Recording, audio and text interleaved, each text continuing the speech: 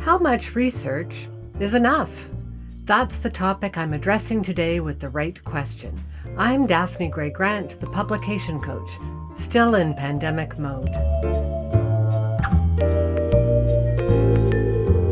I have a question from Svetlana Tvorogova, a writer based in Belgium. Here's what she's asked by email. How do you measure saturation, or the finishing point, in both research and writing? In other words, how do you know whether you've accomplished enough to address your chosen issue?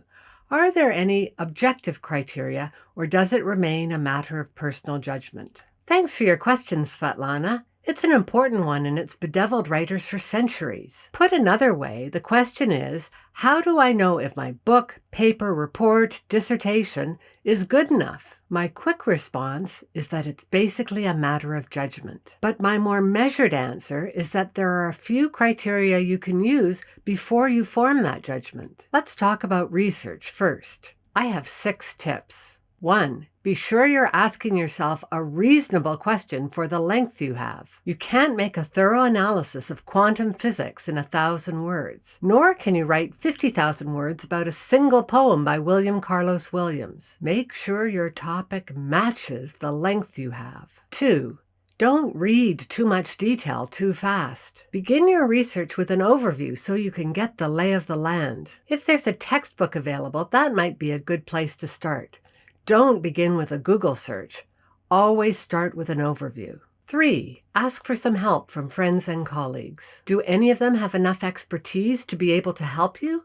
Or do they know someone else who could? Spending 20 minutes with the right expert early in the process could save you a lot of time. 4. Have a clear place to save your research. I recommend using software so you can search it easily. For academics, I suggest Mendeley, Zotero, Citavi, or EndNote. And for non-academics, I suggest Evernote. Links to all these pieces of software are in the show notes below. 5. Keep a research diary. Being an effective researcher is about a lot more than gathering information. You're not someone walking down a beach collecting pretty shells. You need to form an opinion about what it is you're reading.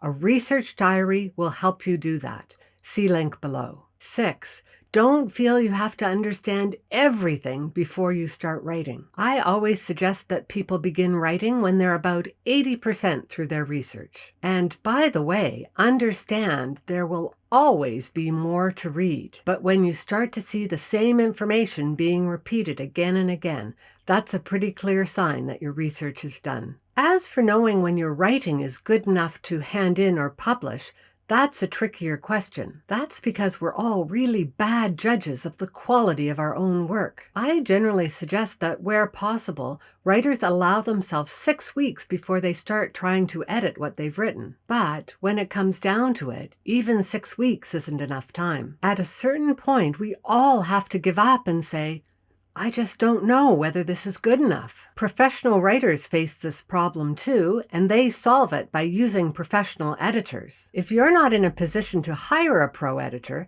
I suggest you find a colleague or friend and ask them to read your work and give you some honest feedback on it. Don't pick too close a friend to do this, and certainly not a family member. You want someone who's going to have the ability to tell you your work needs improving if it does. Finally, let me wrap up with a quote from the American author, anthropologist, and filmmaker Zora Neale Hurston. Research is formalized curiosity. It is poking and prying with a purpose. Svetlana, it's always incredibly difficult to know whether we've done a good enough job with our researching and writing. We get too close to the material and we lose all sense of perspective. This is where we need to turn to the advice and wisdom of others.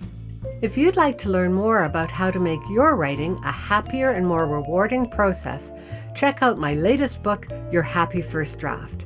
It's not available in bookstores or on Amazon. The only place you can get it is my website. Link below and in the show notes.